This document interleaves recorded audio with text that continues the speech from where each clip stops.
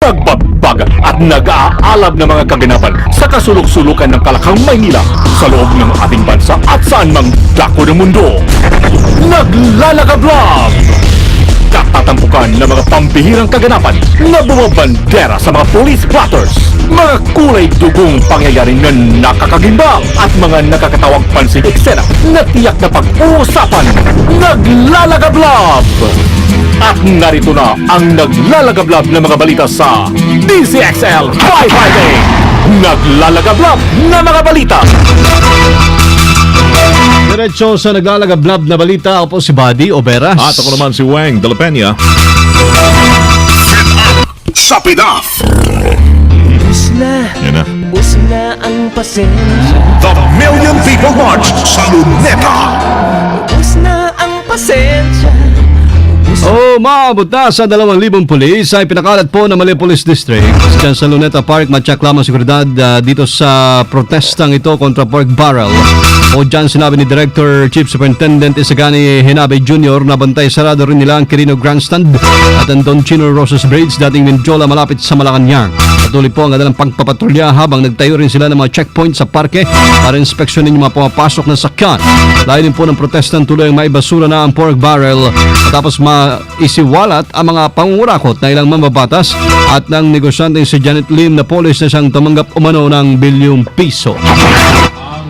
Ang PNP may panawagan sa mga pinuno ng militanteng grupo. Maripot si Rhea Mabogay, Rhea Iradyo mo. Nalalawagan pa rin ngayon ang pamunuan ng Philippine National Police sa mga pinuno ng iba't ibang grupo na nagrarally ngayon sa Luneta kontra pork barrel. Natulungan sila sa pagpapanatili ng seguridad sa buong Luneta.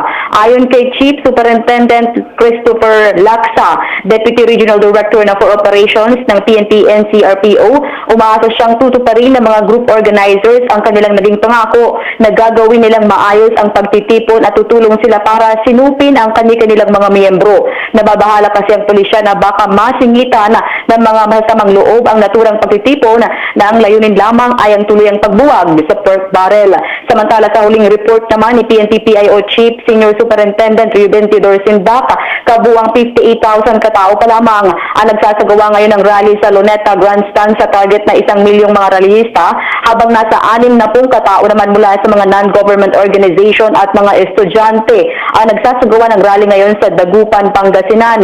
20 naman sa Santiago City, 50 katao naman sa Nueva Ecija, 500 katao naman sa Olongapo City, 570 katao naman sa Bacolod City, habang 4,000 naman sa Cebu City at 300 katao naman sa Surigao City. Sa kabila ng malawakang protestang ito, wala naman daw untoward incident na namomonitor ang PNP. Kasama mo sa Campo Crame para sa DZXL 558, Rhea Mabogay, Tatak RNN. Lalagablab na mga balita!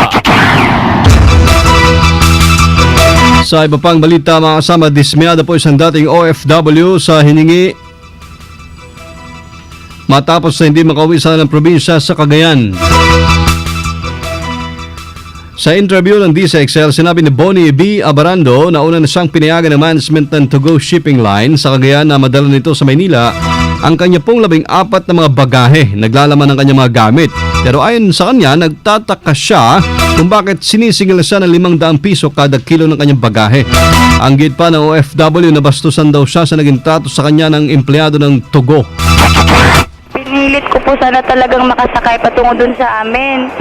Employee po kasi ng Togo. Wala po talagang modo, totoo po yun. Tapos yung sinabi pa sa akin, kung gusto ko daw umuwi, yung mga bagahe ko daw, ko na lang daw iwan. Tapos yung mga maliliit ko na lang daw na anak yung dadalhin ko. Kaya nga, pinagsiyagaan ko nga yun na dalhin, tapos pinapaiwan. Matino ba yung klaseng ganyan na mga empleyado? Yung bagahe ko pa, depende pa yun sa timbang. Yung printer lang na 10 kilos na, 500 daw. Paano yung mga appliances na medyo mabibigat, 1,000 na yun?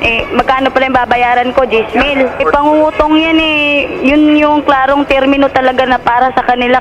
Bahagi po ng reklamo ni Madam Bonnie B. Abarando sa DZXL na ilalapit natin sa pamunuan ng To-Go. Naglalagablab na mga balita. DZXL Ulat Palaro. Inaasahan po mga kasama na darating ng Pilipinas si Coach Freddy Roach sa Oktubre 7. Tagal pa. Ayon kay Filipino assistant trainer Marvin Sumodyo, ito yung pang tutukan daw yun ng extensive training ho ni 8th Division World Boxing Champion Manny Pacquiao. Sa ngayon, aminado si Sumodyo na tiling sekreto sa buong team Pacquiao ang inihandang game plan ni Roach para sa return fight ng pambansang kamao. Samantala, lumutang naman ang pangalan ng promising British light middleweight campaigner na si Liam Bon at Chinese counterpart Lian Wei na posibleng maging sparring mates ni Manny sa kanyang paghanda para po sa inabangang 12-round encounter kontra kay Brandon Bambam Rios sa November 24 sa Macau.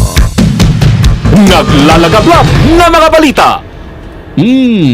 DZXL Showbiz Balita.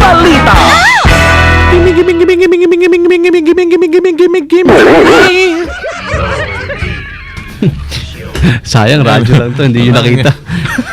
Yung giling. Naulo ka, Loli. Yung giling ni Lolo, hindi nyo nakita. Radyo to eh. Hello, maganda. Hello everybody and everywhere. Hi. Ako yung kamatri dahil habulin ko yung kwan. Alin? Yung gimmick. Ah, okay. Oh, yung gimmick na yan sa luneta. Ay, ito na. Ito ba yun? Yan ba yan? Ito yun. Ay, yan. Dapat nagsayawan sila doon ang gimmick, di ba? Yan na. Sample nga, genitals. Kayang-kaya mo pala, Lol. Ay. Naglipan ako sa luneta yung mga gimmickero. Yung mga gimmickero, di ba? Oo, gimmick. Ang iba't ibang mga celebrity na ngayon ay gimmick at nakikisa sa protesta na yan kontra sa poor gimmick barrel. Bakit bigim? Marami kasing humingi di ba? Ang dami. Di wag nila Gimik daw. Sabi dapat ni yan, Tim Sum. Lani Mercado daw, Loli, di ba? Ganun ba? So, sabi niya, wag na kayong humingi sa amin ng pera. Dahil wala na kami ibibigay sa inyo na gimme.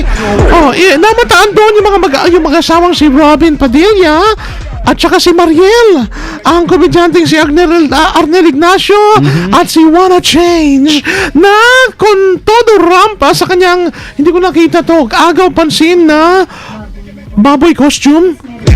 Ganon, talaga lang Remember rin ang former beauty queen na si Gloria Diaz at si Mylene Dizon, Noel Trinidad, Edu Manzano at saka si Lollipop. Abakan nyo ako dyan, gimme. Yan lang ang aking showbiz dahil alis na yung aking sasakyang kabayo. It's me, Lolly. Paparapapap. Lolly, paparapapap. Galing talaga. Thanks, Loli. Gimme, ha? Ito na, si Jenny. Thank you, Loli. Medyo madulas. Ito ang balitang panghimagas. Ayun, magandang afternoon kasamang Weng, kasamang Bali. Ito na, si Jenny. Whoops, Kitty. Buhay na buhay ngang nagpakita ang isang ginang sa Philadelphia matapos siyang ilibing ng kanyang pamilya. Inuulat kasi na nawawala si Sharon talaga Lynn. yan.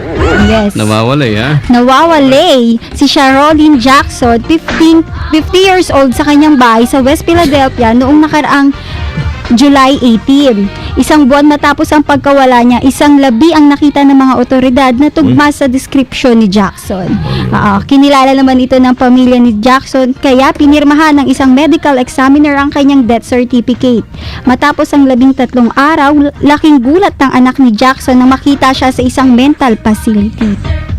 Buhay. Yes, buhay na buhay. Samantala, iniimbestigahan na ngayon ng mga otoridad kung sino yung babaeng nailibing ng pamilya ni Jackson. Yes. Kaya yan, oh. Yan ang aking balitang panghimagas. Ako po si Jenny Ta sa Sintatak. Talbog silang lahat, tatak, RMN. Thank you. Thank you, Genitals. Genitals, ha? 12:29. Ang oras na din po sa atin ng PhilHealth. Si Genitals, gimme din yan. Oo. Yan. Kanyang lovey boy. Love it. Ay, salamat. Paalala sa mga misis, kapag medyo naramdaman nyo na may panlalamig pagkawalang gana si mister, na mag-gimig-gimig-gimig-gimig, ha? Aba, delikado yan. Huwag niyong palalampasin. Bigyan niyo agad ng Robas para manumbalik ang gana at sigla ni Mister. Nasa Mercury Drug lang ho ang Robas, di pa at iba pang drugstores nationwide para sa lalaking astigyan at hindi umurong sa lumang laban. Pwede silang tawagan, ha? I-text 0909-333-3333. Robas, ha? Thank you. Ayun, thank you. Ayan. At At tuloy ang lamang. James, ha? James Coffee, thank you. Masabi yan, ngayon malamig-lamig ang Tama. panahon. Meron ka rin? Meron, kasamang, ikaw muna. May logo ka rin? Ayo, meron. Asa na? Iyan muna. Kape Wala muna na, tayo, ayos na kape. tayo. Okay na. Mag-James. Thank you. Tuloy ho naman, habang nagkakape kayo, tayo ang swerte. Ang kapalaran kinabukasan ng pusong panalo. PCSO, thank you. Meron pa? Maraming nasa TV, ano? Diba? Ayos yan. Thank you. Paano yan mga kasama? Diretso nyo lang po ang inyong pagpunta. Kung saan kayo pupunta. Ingat ha. Ingat ho sa Ingat mga po, ha? pupuntahan nyo. Dire-diretso na kami. Kayo rin, sa mga naglalagabahub. Andaw. Nakakahawa si Jen talaga. Naglalagablab. Balitang tatak RMN sa DCXL 558. Yan. Ngayong tanghali ho ng marcha sa Luneta. Mabuhay ang mga bayani! Mabuhay ang mga walang pidaf! Nako! Ayan, yung iba'y pilit na yan, pinapatay ang pidaf. Para tayo lahat mabiyayaan din. Ay, nako. Diba? Solusyon Sana. dyan, itaas daw ang sweldo. Pag wala ng pidap, edi makakapagtaas ng sweldo Sweldo. ng mga tambayan. Lahat. Diba? Ayan. Thank you. Kasama nyo sa serbisyo publiko. Ikaw yun. At tama yun, kasama Weng, from the Occidental Mindoro Province. Ako po, mabuhay si Buddy Obera. Walang pidap. Walang pidap. Wala po. City of Sambo. Ang aking pidap. Mayor namin dyan. Mukhang may pidap ka. Na-mention ka. Ay, hindi ba tayo nationwide? Sayang. Sikat, sayang. Yan, Sen Spring Hermado, Weng de la Peña. At kami po lahat sa DCXLI. Walang Tatak. pidap. Wala. At tatak. RMN. Tumayin niyo ang 15 minutong kalipunan ng mga pinakahuling kaganapan sa Kalakang Maynila sa ating bansa at saan mang dako ng mundo. Naglalagablab!